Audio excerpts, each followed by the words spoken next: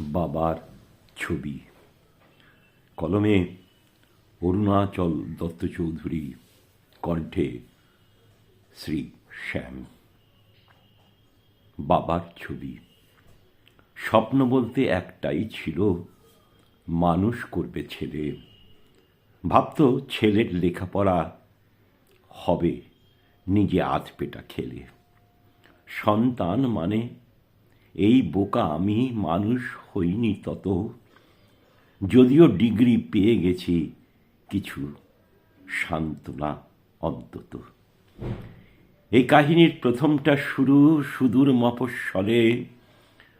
প্রতি শনিবার বাড়ি ফেরে বাবা, সপ্তাহ শেষ হলে প্রায় জাদুকর ব্যাগের ভিতর থেকে বার করে দিত সন্দেশ, বই, লাটাই, কলম। আমি উৎকণ্ঠিত, জেগে থাকতাম। কড়া বাজলেই, খোকা বলে ডাক দিলে মনের ভুলেও প্রশ্ন করিনি, বাবা তুমি ভালো ছিলে? সোমবার চলে যাবার সময় জড়িয়ে বলতো হেসে, তোকে ছেড়ে আমি কখনো যাব না আকাশে তারাদের ওই দেশে। কিছুদিন পর পাশ করে যাব হায়ার সেকেন্ডারি, মফস্বলের মেধাবী ছাত্র। কলকাতা দেবে পারি, রাজনীতি, তাস, সাথে সিগারেট, সবটা শিখবে ছেলে। দিন ও রাত্রি একাকার হবে শিবপুর হোস্টেলে।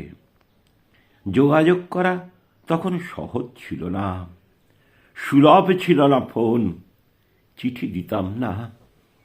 ভেবে নিত বাবা ছেলে পড়ছে সারাক্ষণ। মাইনে যা পেত তার অর্ধেকই আমাকে পাঠিয়ে দিত। মাইনে বেশি নয়, আমার বাবার কনিষ্ঠ কেরানিত। অবহেলা ভরা বাতাসে হারাতো প্রিপেড টেলিগ্রাম, রিপ্লাই কার্ড উত্তর দিতে ভুলেই গিয়েছিলাম।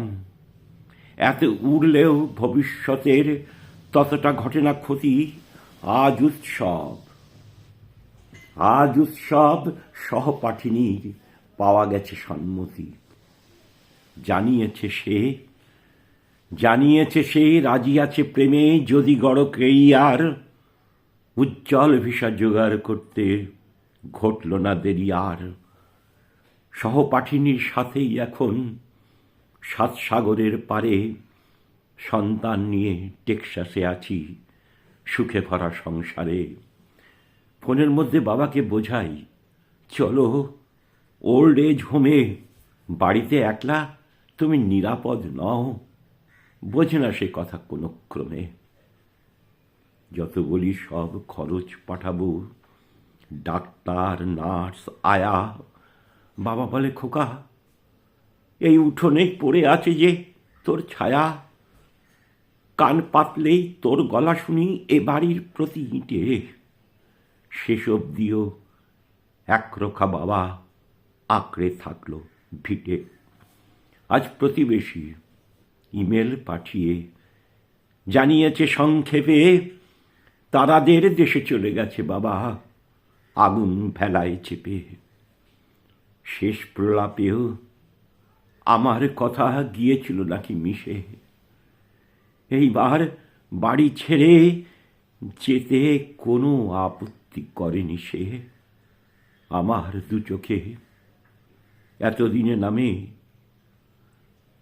অগ্নিগিরির লাভা। অ্যালবাম থেকে ফ্যাল ফ্যাল চোখে তাকিয়ে দেখছে বাবা। নমস্কার।